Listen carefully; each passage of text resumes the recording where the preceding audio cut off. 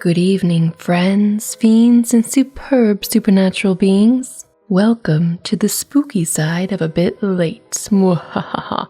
This evening, we uncover more secrets of Bly Manor with chapters 12, lucky number 13, and 14. So, settle in and summon your familiars about you, get comfy, get cozy, and get a warm treat for our chilling dive into The Turn of the Screw, Part 5. Tonight, the house is making all sorts of creaking, creepy noises, so it's rather befitting of another episode of The Turn of the Screw, no? I hope the creaks give me enough time to get the story in, though. We'll see. Last we read, things finally started to get more actively spooky. Instead of hearing about the past, we were getting spooked now. The governess has a super late night encounter with the dreaded Peter Quince, this time on the stairs in the small hours of the morning. Flora has started acting strange, staring out of her bedroom window. When the governess catches her at this a second time, she also sees little Miles outside on the grounds, staring at something above the governess. She rushes him inside and wants to get the truth at last out of him as to what has been going on, but he lies, says it was all a joke. She doesn't want him and Flora to know that she knows what they know, and accepts this. Why, I don't know. Something about not falling into traps? Like playing mind games with the kids? I don't know. Does that matter when there are supernatural malevolent forces about, really? Whatever. Tonight in part 5, we'll hopefully encounter many more ghostly things that go bump in the night. Sorry. Just don't close your eyes for this one. Without further ado, follow me into Henry James's The Turn of the Screw, Chapter 12. The particular impression I had received proved in the morning light, I repeat, not quite successfully presentable to Mrs. Gross, though I reinforced it with the mention of still another remark that he had made before we separated. It all lies in a half-dozen words, I said to her, words that really settle the matter. Think, you know, what I might do. He threw that off to show me how good he is. He knows down to the ground what he might do. That's what he gave them a taste of at school. So much theorizing on behalf of is this kid acting good or is he acting bad, and what is he trying to show me? Oh my goodness. Lord, you do change, cried my friends. I don't change, I simply make it out. The four, depend upon it, perpetually meet. If on either of these last nights you had been with either child, you would clearly have understood. The more I've watched and waited, the more I felt that if there were nothing else to make it sure, it would be made so that by the systematic silence of each, never by a slip of the tongue have they so much as alluded to either of their old friends, any more than Miles has alluded to his expulsion. Oh yes, we may sit here and look at them, and they may show off to us there to their fill. But even while they pretend to be lost in their fairy tale, they're steeped in their vision of the dead restored. He's not reading to her, I declared. They're talking of them. They're talking horrors. I go on, I know, as if I were crazy, and it's a wonder I'm not. What I've seen would have made you so. I have a little faith in Mrs. Gross's character narrator. Come on, governess. But it has only made me more lucid, made me get a hold of still other things. My lucidity must have seemed awful, but the charming creatures who were victims of it, passing and repassing in their interlocked sweetness, gave my colleague something to hold on by, and I felt how tight she held as, without stirring in the breath of my passion, she covered still with her eyes. Of what other things have you got hold? Why, of the very things that have delighted, fascinated, and yet at bottom, as now I see so strangely, mystified and troubled me. They're more than earthly beauty, they're absolutely unnatural goodness. It's a game, I went on. It's a policy and a fraud. On part of the little darlings? As yet mere lovely babies? Yes, as mad as that seems. The very act of bringing it out really helped me to trace it, follow it all up, and piece it all together. They haven't been good, they've only been absent. It has been easy to live with them because they're simply leading a life of their own. They're not mine, they're not ours. They're his and they're hers. Ooh, Quince and the woman's. Quince and that woman's. They want to get them. That woman has a name. Her name is Miss Jessel. But sure, Quint and that woman's. Oh, how at this poor Mrs. Gross appeared to study them. But for what? for the love of all the evil that, in those dreadful days, the pair put into them, and to ply them with that evil still, to keep up the works of demons, is what brings the others back. I'm not quite so sure, but if that's what she thinks is going on, cool. Laws, said my friend under her breath. The exclamation was homely, but it revealed a real acceptance of my further proof of what, in the bad time, for there had been a worse even than this, must have occurred. There could have been no such justification for me as the plain assent of her experience to whatever depth of depravity I found credible in our brace of scoundrels. It was an obvious omission of memory that she brought out after a moment. They were rascals, but what can they now do? She pursued. Do? I echoed so loud that Miles and Flora, as they passed at their distance, paused an instant in their walk and looked at us. Ooh, creepy. Don't they do enough? I demanded in a lower tone, while the children, having smiled and nodded and kissed hands to us, resumed their exhibition. We were held it by a minute. Then I answered, They can destroy them. At this my companion did turn, but the inquiry she launched was a silent one, the effect of which was to make me more explicit. They don't know as yet quite how, but they're trying hard. They've only seen across, as it were, and beyond, in strange places and in high places, the top of towers, the roof of houses, on the outside of windows, the further edge of pools. But there's a deep design on either side to shorten the distance and overcome the obstacle, and the success of the tempters is only a question of time. They've only to keep their suggestions of danger, for the children to come and perish in the attempt. Mrs. Gross slowly got up, and I scrupulously added, unless, of course, we can prevent. Standing there before me while I kept my seat, she visibly turned things over. Their uncle must do the preventing. He must take them away. And who's to make him? She had been scanning the distance, but she now dropped on me a foolish face. You, miss? By writing to him that his house is poisoned and his little nephew and niece are mad? But if they are, miss? And if I am myself, you mean?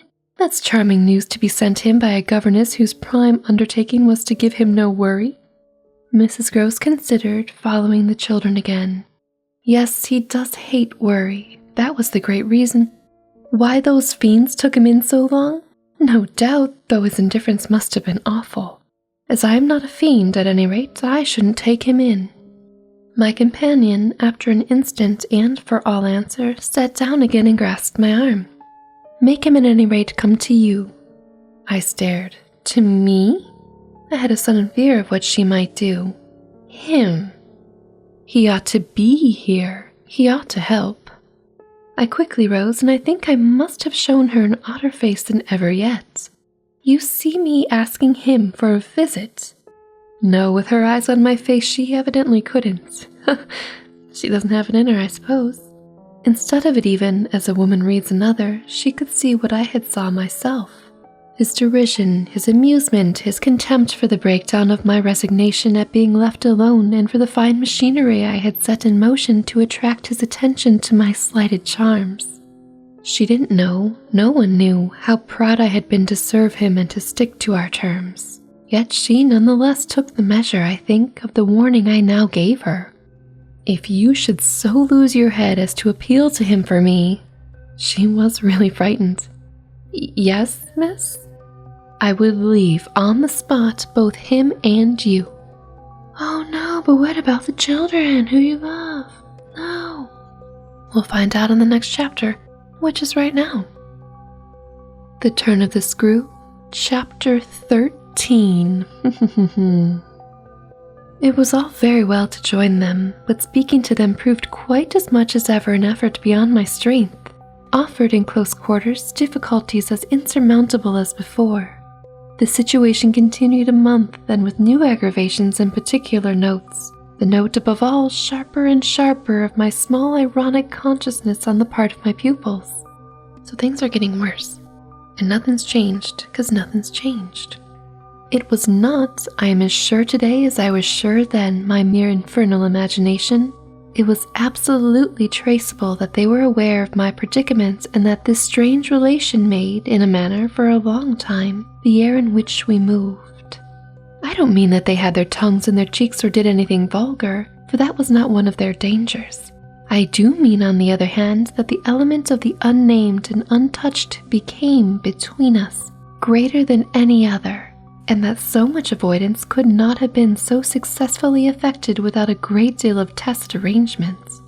It was as if, at moments, we were perpetually coming into sight of subjects before we must stop short, turning suddenly out of alleys that we perceived to be blind, closing with a little bang that made us look at each other. For, like all bangs, it was something louder than we had intended. The doors we had indiscreetly opened. All roads lead to Rome, and there were times when it might have struck us that almost every branch of study or subject of conversation skirted forbidden ground. Forbidden ground was the question of the return of the dead in general and of whatever, in especial, might survive in memory of the friends the little children had lost. I mean, that would be really tricky to avoid. It touches everything. Interesting. Very delicate dance and time. There were days when I could have sworn that one of them had, with an invisible nudge, said to the other, "She thinks she'll do it this time, but she won't." To do it would have been to indulge, for instance, and for once in a way, in some direct reference to the lady who had prepared them for my discipline. They had a delightful endless appetite for passages in my own history, to which I had again and again treated them. Well, yeah, they kind of need more input. They want to live vicariously through you, I'm sure. They were in possession of everything that had ever happened to me, had with every circumstance the story of my smallest adventures and those of my brothers and sisters and of the cat and dog at home, as well as many particulars of the eccentric nature of my father, or the furniture and arrangement of our house, and of the conversation of the old women of our village. Wow, she really gave them the rundown. Every little minute detail that ever happened. I kind of like that. There were things enough taking one with another to chatter about if one went very fast and knew by instinct when to go round. They pulled with an art of their own the strings of my invention and my memory, and nothing else perhaps when I thought of such occasions afterwards gave me so the suspicion of being watched from under cover. It was in any case over my life, my past, and my friends alone that we could take anything like our ease. A state of affairs that led them sometimes without the least pertinence to break out into sociable reminders. I was invited, with no visible connection, to repeat a fresh Goody Gosling celebrated mot or to confirm the details already supplied as to the cleverness of the vicarage pony. And my friends and fiends, that was all one paragraph, if you can believe it or not. I mean, you can probably believe it because these sentences are impossibly long and very strangely punctuated. But I digress. Let's jump into the next page-long paragraph, shall we? It was partly at such junctures as these, and partly at quite different ones that, with the turn my matters had now taken, my predicament, as I have called it, grew most sensible. The fact that the days passed for me without another encounter ought, it would have appeared, to have done something towards soothing my nerves. Since the light brush that second night on the upper landing of the presence of a woman seen at the foot of the stair, I had seen nothing, whether in or out of the house, that one had better not have seen. There was many a corner on which I expected to come upon Quince, and many a situation that, in a merely sinister way, would have favored the appearance of Miss Jessel. The summer had turned, the summer had gone, the autumn had dropped upon Bly and had blown out half our lights. The place, with its grey sky and withered garlands, its bared spaces and scattered dead leaves, was like a theatre after the performance, all strewn with crumpled playbills. Oh, I kind of like that. There were exactly states of the air, conditions of sounds and of stillness, unspeakable impressions of the kind of ministering moments that brought back to me, long enough to catch it, the feeling of the medium in which, that June evening out of doors, I had had my first sight of Quince, and in which, too, at those other instants, I had, after seeing him through the window, looked for him in vain in the circle of shrubbery. I recognized the signs, the portents. I recognized the moment, the spot. But they remained unaccompanied and empty, and I continued untouched, if untouched one could call a young woman whose sensibility had, in the most extraordinary fashion, not declined, but deepened. I had said in my talk with Mrs. Gross on that horrid scene of Flora's by the lake, and had perplexed her by so saying, that it would from that moment distress me much more to lose my power than to keep it. I had then expressed what was vividly in my mind, the truth that, whether the children really saw or not, since, that is, it was not yet definitely proved, I greatly preferred as a safeguard the fullness of my own exposure. I was ready to know the very worst that was to be known. What I had then had an ugly glimpse of was that my eyes might be sealed just while theirs were most open. Well, my eyes were sealed, it appeared, at present, a consummation for which it seemed blasphemous not to thank heavens. There was, alas, a difficulty about that. I would have thanked them with all my soul had I not had in a proportionate measure this conviction of the secret of my pupils. So nothing is happening, days go by, not seeing things where she should be, and under ordinary circumstances that would be great. But because she knows something's wrong, not seeing something is worse. Totally get it. I do. Completely understand. How can I retrace today the strange steps of my obsession? There were times of our being together when I would have been ready to swear that, literally in my presence, but with my direct sense of it closed, they had visitors who were known and were welcome. So they're not even hiding it anymore. Well, they are, but they're not. Interesting. Then it was that, had I not been deterred by the very chance that such an injury might prove greater than the injury to be averted, my exultation would have broke out. They're here, you little wretches, I would have cried, and you can't deny it now.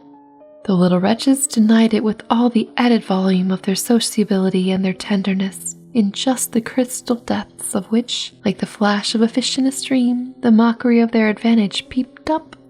The shock, in truth, had sunk me deeper than I knew on the night when, looking out to see either Quint or Miss Jessel under the stars, I had beheld the boy over whose rest I watched and who had immediately brought in with him, had straightway there turned it on me, the lovely upward look with which, from the battlements above me, the hideous apparition of Quint had played. Oh, you sneaky little kid, you. If it was a question of a scare, my discovery on this occasion had scared me more than any other, and it was in the condition of nerves produced by it that I made my actual inductions. They harassed me so that sometimes, at odd moments, I shut myself up audibly to rehearse. It was at once a fantastic relief and a renewed despair, the manner in which I might come to the point. I approached it from one side and the other while, in my room, I flung myself about. But I always broke down in the monstrous utterance of names. As they died away on my lips, I said to myself that I should indeed help them to represent something infamous if, by pronouncing them, I should violate as rare a little case of instinctive delicacy as any schoolroom probably had ever known. When I said to myself, they have the manners to be silent, and you, trusted as you are, the baseness to speak. Who cares about manners, though? We're dealing with ghosts that want to do harm. It doesn't matter about manners and faux pas or whatever. It doesn't matter. Just keep everyone safe. Governess, jeez. Anyway, I felt myself crimson and I covered my face with my hands. After these secret scenes, I chattered more than ever, going on volubly enough till one of our prodigious palpable hushes occurred. I can call them nothing else. The strange, dizzy lift or swim, I try for terms, into a stillness, a pause of all life, that had nothing to do with the more or less noise at the moment we might be engaged in making, and that I could hear through any deepened exhilaration or quickened recitation or louder strum of the piano. Then it was that the others, the outsiders, were there. Though they were not angels, they passed, as the French say, causing me while they stayed to tremble with the fear of their addressing to their younger victims some yet more infernal message or more vivid image than they had thought good enough for myself. What is the most impossible to get rid of was the cruel idea that, whatever I had seen, Miles and Flora saw more. Things terrible and unguessable and that sprang from dreadful passages of intercourse in the past. Such things naturally left on the surface, for the time, a chill which we vociferously denied that we felt. And we had, all three, with repetition, got into such splendid training that we went each time almost automatically to mark the close of the incident through the very same movements. It was striking of the children, at all events, to kiss me inveterately with a kind of wild irrelevance and never to fail, one or the other, of the precious question that had helped us through many a peril. "When do you think he will come? Don't you think we ought to write?" There was nothing like that inquiry, we found by experience, for carrying off an awkwardness. He, of course, was their uncle in Harley Street, and we lived in as much profusion of theory that he might at any moment arrive to mingle in our circle. It was impossible to have given less encouragement than he had done to such a doctrine, but if we had not had the doctrine to fall back upon, we should have deprived each other of some of our finest exhibitions. He never wrote to them. That may have been selfish, but it was part of the flattery of his trust of me, for the way in which a man pays his highest tribute to a woman is apt to be but by the most festal celebration of one of the sacred laws of his comfort. What? And I held that and carried out the spirit of the pledge given not to appeal to him when I let the charges understand that their own letters were but charming literary exercises. So they're writing to their uncle, and she's not even mailing them. He doesn't even want to hear from his niece and nephew. Such a good man. Wow. Such a winner. They were too beautiful to be posted. Oh, that's why I kept them for myself. Huh. I have them all to this hour. They were too pretty to send in the mail, so she keeps them and she still has them. Wow, weird. This was a rule indeed which only added to the satiric effect of my being plied with the supposition that he might at any rate be among us. It was exactly as if my charges knew how almost more awkward than anything else that might be for me.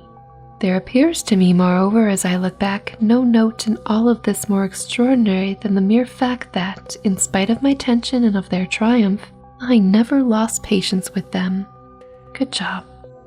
Adorable they must in truth have been, I now reflect, that I didn't in these days hate them. Would exasperation, however, if relief had longer been postponed, finally have betrayed me? It little matters, for relief arrived. Thank goodness, something's going on now.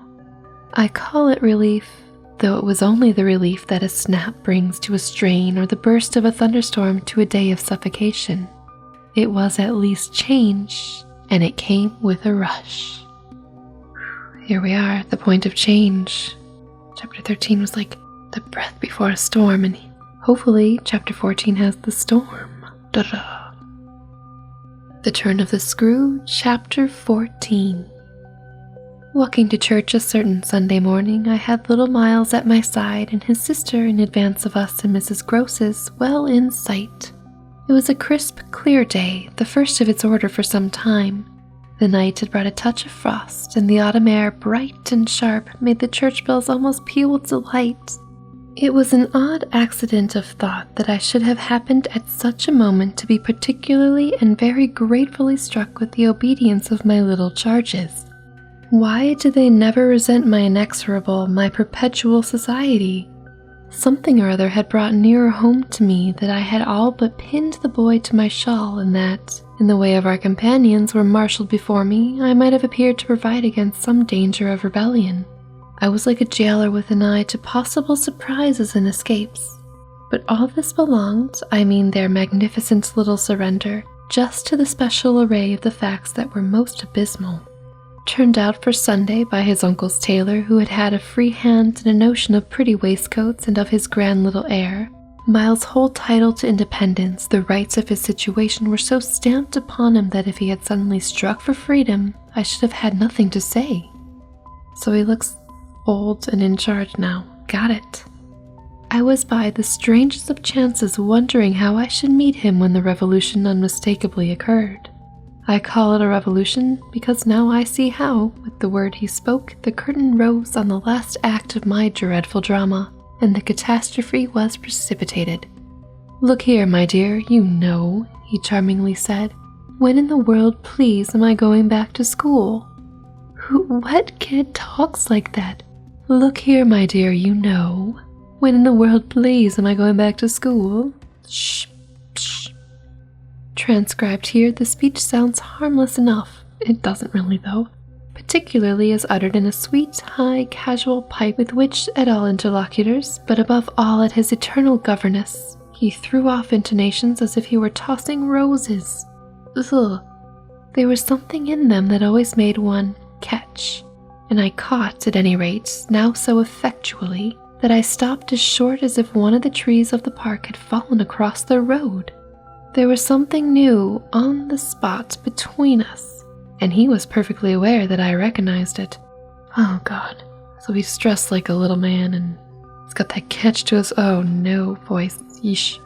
Though, to enable me to do so, he had no need to look a whit less candid and charming than usual. The wind is picking up, things are getting weird in the story, and weird in the world, and weird in the wind. I could feel in him how he already, from my at first finding nothing to reply, perceived the advantage he had gained. I was so slow to find anything that he had had plenty of time after a minute to continue with his suggestive but inconclusive smile. You know, my dear, that for a fellow to be with a lady always, his my dear was constantly on his lips for me. Ugh. And nothing could have expressed more the exact shade of the sentiment with which I desired to inspire my pupils than his fond familiarity. It was so respectfully easy. But oh, how I felt at present I must pick my own phrases. I remember that, to gain time, I tried to laugh. Yeah, I definitely. And I seemed to see in the beautiful face with which he watched me how ugly and odd I looked. And always with the same lady, I returned. Oh, I'm getting so uncomfortable. This is so uncomfortable. He neither blanched nor winked. The whole thing was virtually out between us. Of course, she's a jolly perfect lady, but after all, I'm a fellow, don't you see? That's, well, getting on. I lingered there with him an instant, ever so kindly. Yes, you're getting on. Oh, but I felt helpless. I have kept to this day the heartbreaking little idea of how he seemed to know that and play with it. And you can't say I've not been awfully good, can you? I laid my hand on his shoulder, for, though I felt how much better it would have been to walk on, I was not yet quite able. No, I can't say that, Miles. Except just that one night, you know. What? That one night, I couldn't look as straight as he. Why, when I went out of the house. Oh, yes, but I forgot what you did it for. You forget. He spoke with the sweet extravagance of childish reproach. Why, it was to show you I could. Oh, yes, you could. And I can again. I felt that I might, perhaps, after all, succeed in keeping my wits about me. Certainly, but you won't. No, not that again. It was nothing. It was nothing, I said, but we must go on. He resumed our walk with me, passing his hand into my arm. Then when am I going back? I wore, in turning it over, my most responsible air. Were you very happy at school? He just considered. Oh, I'm happy enough anywhere. Well, then, I quavered, if you're just as happy here. Ah, but that isn't everything. Of course, you know a lot. But you hint that you know almost as much, I risked as he paused. Not half I want to, Miles honestly professed, but it isn't so much that. What is it then? Well, I want to see more life. I see. We had arrived within sight of the church, and the various persons, including several of the household of Bly, on their way to it and clustered about the door to see us go in. I quickened our step. I wanted to get there before the question between us opened up much further. I reflected hungrily that, for more than an hour, he would have to be silent, and I thought with envy of the comparative dusk of the pew and of the almost spiritual help of the hassock on which I might bend my knees. I seemed literally to be running a race with some confusion to which he was about to reduce me. But I felt that he had got in first when, before we had even entered the churchyard, he threw out, "I want my own sort." Okay. It literally made me bound forward. There are not many of your sort, Miles, I laughed. Unless perhaps dear little Flora. You really compare me to a baby girl? This found me singularly weak. Don't you, then, love our sweet Flora? If I didn't, and you too, if I didn't, he repeated as if retreating for a jump, yet leaving his thoughts so unfinished that, after we had come into the gate, another stop, which he imposed upon me by the pressure of his arm, had become inevitable. Mrs. Gross and Flora had passed into the church, the other worshippers had followed, and we were, for the minutes, among the old, thick graves. We had paused on the path from the gates by a low, oblong, table-like tomb. Yes, if you didn't? He looked while I waited at the graves. Well, you know what. But he didn't move, and he presently produced something that made me drop straight down on the stone slab, as if suddenly to rest. Does my uncle think what you think? I markedly rested. How do you know what I think? Ah, well, of course I don't, for it strikes me you never tell me. But I mean, does he know? Know what, Miles? Why, the way I'm going on. I perceived quickly enough that I could make to this inquiry no answer that would not involve something of a sacrifice of my employer. Yet it appeared to me that we were all, at Bly, sufficiently sacrificed to make that venial. I don't think your uncle much cares. Miles on this stood looking at me. Then don't you think he can be made to? In what way? Why, by his coming down. But who will get him to come down? I will, said the boy with extraordinary brightness and emphasis. He gave me another look charged with that expression and then marched off alone into the church. And on that creepy, uncomfortable note, that is the end of chapter 14 of Henry James's The Turn of the Screw. Turned a little tighter today, I think. I was quite uncomfortable for the governess during that walk. I can see her trying to diffuse with laughter and just going along with it, trying to run into the church, but no, blasted, thwarted. But anyway, things started to happen. And it's weird to say they started to happen because I think we are exactly halfway through the story. But they happened and then they didn't. Everything was normal and scary because it was normal. And then the plot thickens. The storm approaches. It's here. But I do hope you enjoyed part 5, or chapters 12, 13, and 14 of the story. I am hoping to have the other parts coming at you soon. But until that happens, there are so many ghost stories on the channel now if that's your want. Also, if you like full books, check out Alice in Wonderland. It's all here. You can do it in parts, like by chapter, or the whole shebang in one fell swoop. It's not a swoop, it's a story. But until our next spooky story of the telling of Bly Manor, off to sleep and dream what you will, or stay a while and enjoy another tale. Whichever you choose, I'll speak to you again, and until then, stay spooky, my friend. Good night.